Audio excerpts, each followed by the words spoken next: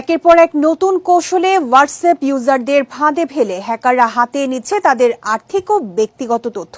সম্প্রতি এমনই এক নতুন ফাঁদের খবর সামনে এসেছে। নিরীহ একটি ছবির মধ্যেই লুকিয়ে রয়েছে এই ফাঁদের আসল কৌশল। বিস্তারিত জানাচ্ছেন সৈয়দ নওশাদ। সোশ্যাল মিডিয়ার প্ল্যাটফর্ম হোয়াটসঅ্যাপ এখন শুধু যোগাযোগের মাধ্যম নয়, প্রতারণার মাধ্যম হিসেবেও ব্যবহার করছে সাইবার অপরাধীরা।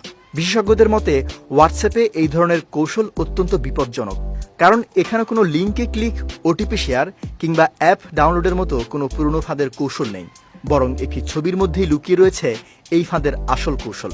ছবিতে ক্লিক করলেই আপনার অজান্তে স্মার্টফোনে ঢুকে পড়বে ক্ষতিকর সফটওয়্যার বা ম্যালওয়্যার। সম্প্রতি ভারতের একাধিক ব্যক্তি এমন ঘটনার সম্মুখীন হয়েছেন। এক অজানা নম্বর থেকে হোয়াটসঅ্যাপে একটি ছবি আসে। ছবির সঙ্গে ছিল একটি অনুরোধ, যেখানে লেখা, ছবিতে থাকা ব্যক্তিকে কি আপনি চিনতে পারেন? প্রথম দিকে বিষয়টি গুরুত্ব না দিলেও বারবার ফোন আসার কারণে সন্দেহ দূর হয়।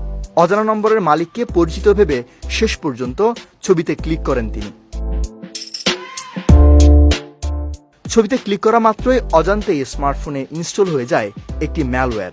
এই সফটওয়্যার মুহূর্তেই ডিভাইসের পূর্ণ নিয়ন্ত্রণ নিয়ে নেয় হ্যাকারদের হাতে। এমনকি তার ব্যাংক অ্যাকাউন্ট থেকে এক ধাক্কায় 2 লাখ টাকা উধাও হয়ে যায়। সাইবার বিশেষজ্ঞরা বলছেন এই পদ্ধতিতে ফাঁদে পড়া আরও সহজ, কারণ ইউজারদের কাছ থেকে কোনো ওটিপি, পাসওয়ার্ড বা ব্যাংক ডিটেলস চাইতে হয় না। শুধু একটি নিরীহ ছবিতেই ক্লিক করলেই কাজ শেষ।